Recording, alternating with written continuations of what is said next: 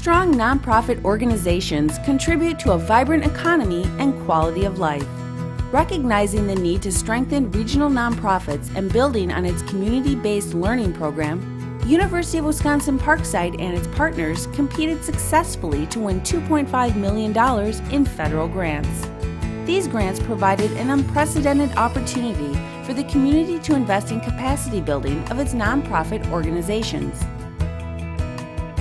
Nonprofits do really wonderful work, but the problem with nonprofits is that they are dependent on funding sources as far as the kind of money that they have. And other than money that is directly contributed to an organization, the money that they have is earmarked for specific projects. And so you can't just take that money and send somebody to training, or you can't just take that money and do a strategic plan.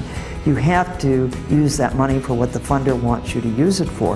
When somebody funds just a program, that's all they're going to get. They're going to get a program all by itself that may or may not fit into a bigger picture within one agency or within the entire community. When they look at capacity building, they're going to get an entire picture of an organization within the greater community. And it strengthens the entire community instead of only looking at how that one little program works. Capacity building really gives us access to resources that we wouldn't otherwise have. Resources of technology, materials, training, board development, and all of these are so important.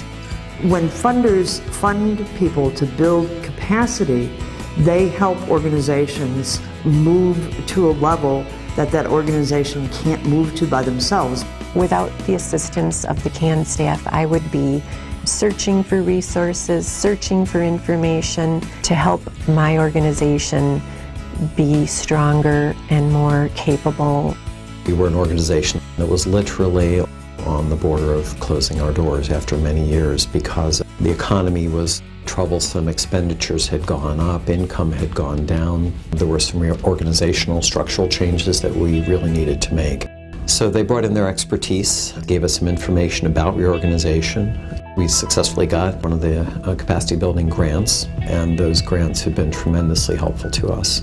They really have allowed us to go from an organization that was on the verge of shutting their doors to an organization that is currently financially viable. We were very fortunate because we actually got CAN grants all 3 years of the program. And the first year we used it for laying a foundation for what it was that we really wanted to do once we opened the doors. The second year that we had the grant, in addition to buying some hardware like computers and that kind of stuff, what we primarily used it for was to develop the policies for our counseling program, because we eventually wanted to go for certification. And then the third year we were able to use it to do strategic planning. One of the best things about the Hope Council's involvement in the CAN program was our strategic plan. It gave us a 3 to 5 year plan for what we're going to be doing in the future. It got us all on the same page. We're all looking forward to the same goal. We know what our mission is. Our organization is more visible, we're more connected, we're working on plans to support our growth. We've doubled our member participation since our beginning of our involvement with the CAN program, and this growth really is a direct response to the influx of resources that we've received from CAN. As nonprofits, it's very easy to get into the day-to-day work of trying to meet the needs of the people that you want to serve, but it's important that we continue to have somebody out there who has a different set of priorities, a different kind of objectivity than we're able to have, and that you can't see the forest for the trees. And I think that what the people through the Center for Community Partnerships have really helped us do is to be able to focus at least on a few of the trees, make them healthier and stronger. We've had students from Parkside in a service learning program actually design the logo for the Cup of Hope and Just Trade and the Hope Center. We've had students from the marketing program come in and run surveys and do evaluations and really help us figure out what we needed to do in order to do what we were going to do better. By me and my group bringing in our help, we were able to fill in some of the small steps that would otherwise, take up more of their time, which is so precious to a nonprofit.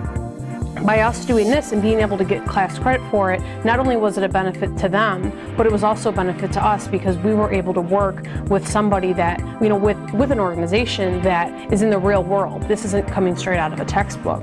I always tell my board that you'll never be disappointed if you go and attend a training.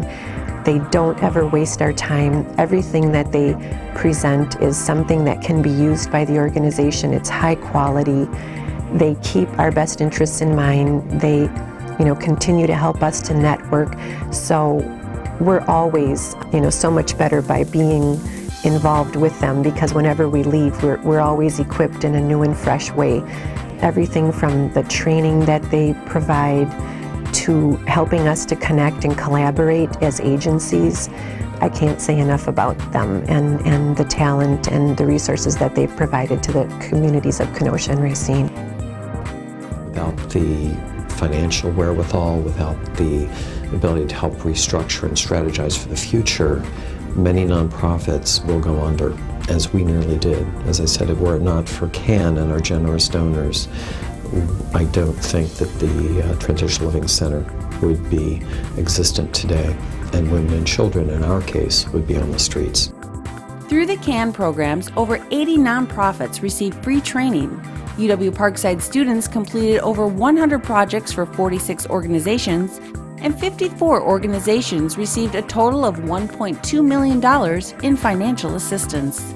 Newly strengthened nonprofits leveraged this support to bring an additional $1.2 million into the community and are now serving 8,286 more individuals.